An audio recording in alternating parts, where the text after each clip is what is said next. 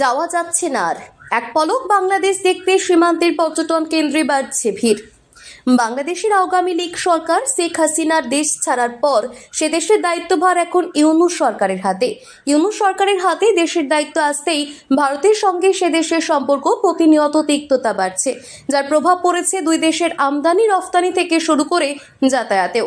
এমন পরিস্থিতিতে অনেকেই বাংলাদেশে যেতে পারছেন না, কিন্তু একসময়ের বন্ধু দেশ তথা দুই বাংলার কৃষ্টি, কালচার, ঐতিহ্য, সংস্কৃতির মেলবন্ধনের এক মুহূর্তের ছোঁয়া দূর থেকে দেখতে উত্তর 24 পরগনা জেলার সীমান্তের পর্যটন কেন্দ্র টাকিতে ভিড় বাড়ছে পর্যটকদের। ভালো লাগছে, আর এখান থেকে বাংলাদেশটা খুবই সুন্দর লাগছে দেখতে, ভিউটাও খুব সুন্দর এসছে, তো মোটামুটি ভালোই লাগছে।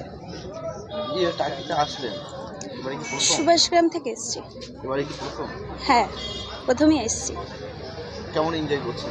ভালোই এনজয় করছি। হ্যাঁ, একদম ফ্যামিলির সাথে এসছি, খুবই ভালো লাগছে।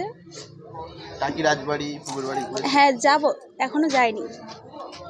উত্তর 24 পরগনা জেলার বসিরহাট মহকুমার পর্যটন কেন্দ্র টাকিতে ইতিমধ্যে রাজ্য তথা দেশের বিভিন্ন রাজ্য থেকে অনেকেই ভ্রমণে আসেন। শীত পড়তে এবং বছরের শুরুতে যদিও সেই ছবি আরও বেশি ধরা পড়ে, তবে সীমান্তের শহর টাকিতে অনেকেই আসছেন এক টুকরো বাংলাদেশের দৃশ্যপট দেখতে। কোথা থেকে এসেছেন? আমি এসেছি সুভাষগ্রাম থেকে। আচ্ছা, টাকি কেমন লাগছে? ভালোই লাগছে। কি পরিকল্পনা আছে? সাইট সিনগুলো ঘোরার পরিকল্পনা আছে, দেখি কতদূর কি হয়। আর একেবারে ইচ্ছামতি নদী, তার ওপাশেই তো বাংলাদেশ। হ্যাঁ, ভালোই লাগছে দেখতে।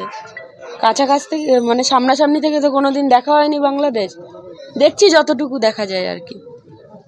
তবে সীমান্তের শহর টাকিতে অনেকেই আসছেন এক টুকরো বাংলাদেশের দৃশ্যপট দেখতে। বাংলাদেশে যাওয়ার সুযোগ না থাকলেও ভারত এবং বাংলাদেশের সীমান্তে ইছামতির ওপারে বাংলাদেশকে একটু কাছ থেকে দেখে তাদের সেই ইচ্ছে পূরণ করছেন। বসিরহাট থেকে জুলফিকার মোল্লার রিপোর্ট, লোকাল 18 বাংলা।